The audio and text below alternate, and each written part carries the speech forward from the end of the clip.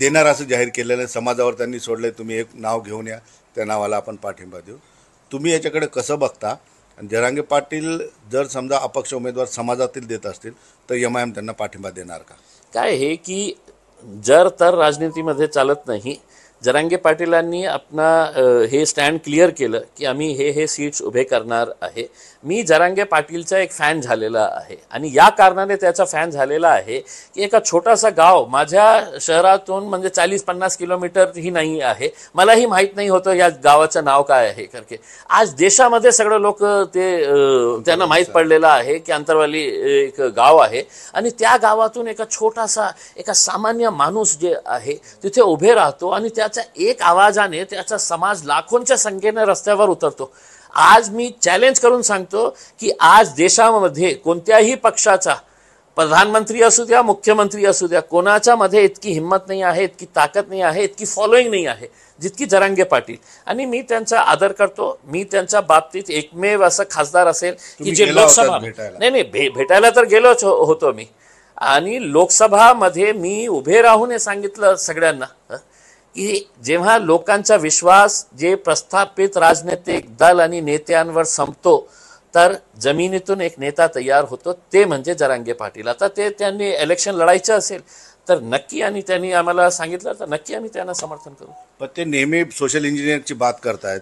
मुस्लिम, मराठा, दलित, धनगर आणि 18 पगड जातींना मला एकत्रित करायचं आहे. मग ही चांगली गोष्ट आहे. सोशल इंजिनिअरिंग करून प्रस्थापित राजकारणाच्या विरोधात नवीन जर पर्याय येत असेल जमिनीतला, तुम्ही जसं म्हटलं, त्याला सुद्धा पाठिंबा असेल. पण पहिले सगळ्यात प्रथम जरांगे पाटील हे कशासाठी हे त्यांनी हे मुवमेंट तयार केलेलं आहे की माझ्या समाजाला न्याय पाहिजे, माझ्या समाजाला रिझर्वेशन पाहिजे करके असणे. ते त्यांना मिळायचं असेल तर तुम्हाला हे तर जरांगे पाटीलांना माहीत आहे की अनेक मराठा समाजांचे नेते जे लोकसभामध्ये पण आहे आणि विधानसभेमध्ये आहे. निर्णय घ्यायचं असेल तर जेव्हा आपल्याला महिलांना 2019 मध्ये रिझर्वेशन द्यायचं नाही, आता 2024 मध्ये द्यायचं नाही, 29 मध्ये देणार का नाही देणार किंवा 34 मध्ये देणार, त्याच्यासाठी भारतीय जनता पार्टी 5 दिवसाचा विशेष अधिवेशन बोलवतो. कारण त्यांना महिलांना जवळ करायचं आहे, त्यांचं मत पाहिजे. आणि जे मराठा समाज मागच्या इतक्या वर्षापासून लढत आहे, भांडत आहे, त्याच्यासाठी तुम्ही काय हे केलेलं नाही आहे. मग सर्वप्रथम जरांगे पाटीलांनी स्वतः हे निर्णय घ्या की मी स्वतः आता लोकसभेमध्ये जाणार आहे. माझ्या मत मांडण्यासाठी हे खूप आवश्यक आहे. हे स्पष्ट करतो ते राजकारणात जाणार नाही, ते ठाम भूमिकेवर आहेत, पण ते समाजातून लोक उभे करतील. नाही, मला असं वाटतं की बघा आज त्यांच्या मागे आणि त्यांची जे भावना आहे, मला नाही माहीत आहे की दुसरा कोणता नेता इतका प्रभावीपणे आणि सरकार घाबरतं कोणाला ज्याच्या मागे लाखोंच्या संख्येने लोक असतात.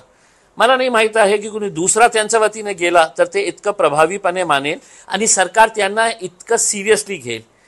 जरांगे पाटील साहेब या लोकसभामध्ये आल्यानंतर तुम्ही जे कामगिरी करू शकता, हे सगळे जे बसलेले आहे ना वेगवेगळ्या राजनैतिक पक्षामध्ये, आणि ते सगळे लोक आता जे गँगअप झालेले आहे तुम्हाला कशा इथेच अंतरवालीमध्ये कशा कॉर्नर करण्यासाठी, ते त्यांना पाडण्यासाठी तुम्हाला लोकसभेमध्ये येण्याची खूप. बाळासाहेबांनी त्यांची भेट घेतलेली, बाळासाहेबांची त्यांची बरीच 2 तास चर्चा झाली आणि 30 तारखेनंतर कदाचित ते दोघं एकत्रित येऊ शकतात. कारण बाळासाहेबांनी आधीच त्यांना पाठिंबा दिलेला आहे. मनोज जरांगे सुद्धा त्यांना आश्वासन दिलं की माझ्या समाजाचे 30 तारखेपर्यंत वेळ दिला, त्याच्यानंतर बघू. हे दोघं एकत्रित आले तर फायदा होईल. नक्की फायदा होईल. पण मला असं वाटतं की बाळासाहेबांनीही खूप उशीर केलेला आहे.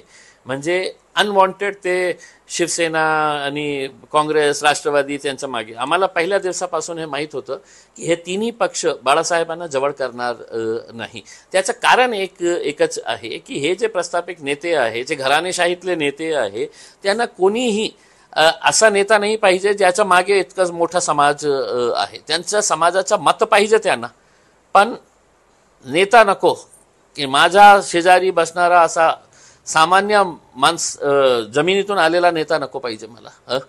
तर हे सगळ्यांचं हे कॅल्क्युलेशन होतो. आता बाळासाहेबांनी खूप उशीर केलेला आहे याच्या बाबतीत, पण आता पण वेळ गेलेली नाही आहे. एक नवीन समीकरण त्यांनी तयार केले आणि आमच्या बाबतीतही आम्ही बोलतो. मला तो प्रश्न होता, जर समजा दलित मराठा एकत्रित येण्याची 100% चान्सेस आहेत, त्याच्यात मुस्लिम जाऊ शकतात, जर राज्याच्या जनतेच्या हितासाठी जर समजा चांगला निर्णय सोशल इंजिनिअरिंग होत असेल तर त्यांचं जसं स्वप्न आहे की मराठा, दलित, मुस्लिम आणि इतर धनगर यामध्ये मग तुम्ही पॉझिटिव्ह असू शकता येणाऱ्या भविष्यात? नाही, आम्ही तर सुरुवातीपासून खूप पॉझिटिव्ह आहे या गोष्टीबाबत. कारण इम्तियाज जलील जे लोकसभामध्ये गेलेला आहे ते माझा दलित समाज माझ्यासोबत नसला असता तर मी गेलंच नसतं. ते शक्यच नाही होतं. म्हणून मी आज एक परफेक्ट एक्झाम्पल आहे की म्हणजे हे दुर्लक्षित समाज जेव्हा एकत्र येतो तर त्याची ताकद कशी असू शकतं हे इम्तियाज जलील एक उदाहरण आहे. ती येणारी ताकद जर उगवत असेल तर तुमची ताकद त्यांच्यासोबत असेल. 100%. ते 100% म्हणतील, मी 200% म्हणणार आहे. बरं, जाता जाता फक्त आता एक शायरीमधून काही खैरे साहेबांना एखादा संदेश देताय तुम्ही? एक चांगला संदेश. तुमचे मित्र आहेत, परम मित्र, तुमचं प्रेम है. नहीं, शायरी वायरी नहीं है, लेकिन सिर्फ खैरे साहब को ये बोलूंगा कि अब नेक्स्ट टाइम जब मेरे सामने आए खैरे साहब, अब स्वाभाविक है कैंपेनिंग के टाइम के ऊपर तो मुझे देखकर ऐसा एक नाराज जैसा गर्लफ्रेंड होती नहीं है कि किसी बात से नाराज हो जाती है, ऐसा यूं मुंह फेर लेती है करके, तो ऐसा ना करते हुए थोड़ा सा मुस्कुरा दीजिएगा खैरे साहब मुझे देखकर नेक्स्ट टाइम जब आए. तो बहुत मुस्कुरा रहे, लेकिन खैरे साहब इतना हंस नहीं रहे. इलेक्शन जवळ आहे, सगळ्या लोकांच्या एकदम झोपी उडून जातात, पण तुम्ही हसतच तुम्ही. त्याचं कारण एक आहे सिद्धार्थ की 5 वर्ष जे माणूस लोकांमध्ये राहतो, फिरतो, काम करतो, त्याला काही टेन्शन घेण्याचं कारण नाही. आणि मी तर स्पष्टपणे सांगितलेलं आहे, मला असं वाटतं की देशामध्ये एकमेव असा नेता असणार आहे की जे लोकांना सांगणार आहे की तुम्ही माझ्या कामाच्या बाबतीत संतुष्ट नाही तर कोणत्याही असं नेत्यांना मतदान करू नका, मलाही मतदान करू नका. माझ्यापेक्षा चांगलं नेता तुम्हाला दिसलं की जे लोकसभामध्ये तुमची आवाज उचलणार आहे, तुमचे मुद्दे घेणार आहे, तुमच्यासाठी फाईट करणार आहे, त्याला मतदान करा. फक्त जाती धर्माच्या नावावर मतदान करू नये. संभाजीनगर शांत राहील निवडणुकीत? 100%. दोन्ही बाजूने? नाही, मी तर गॅरंटी देतो साहेब की मी लोकांना शब्द दिलेला आहे. लोक खूप प्रयत्न करतं कशा इथे वातावरण खराब होतील करके. आता आपण काही दिवसापूर्वी चिकलठाणामध्ये काही प्रकार घडला होता.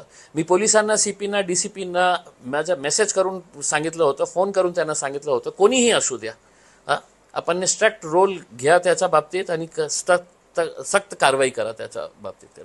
तर हे काय, हे निवडणूक येतील जातील, कोणी जिंकणार कोणी पराभव होणार, पण हे जिल्हा आपला आहे, हे शहर आपला आहे, त्याला शांत कसं ठेवायचं आहे, त्याचं सगळं डेव्हलपमेंट जे आहे ना, तर हे याचा पीसफुल ॲटमॉस्फिअर राहिलं तर डेव्हलपमेंट होणार, नाही तर डेव्हलपमेंट नाही होणार.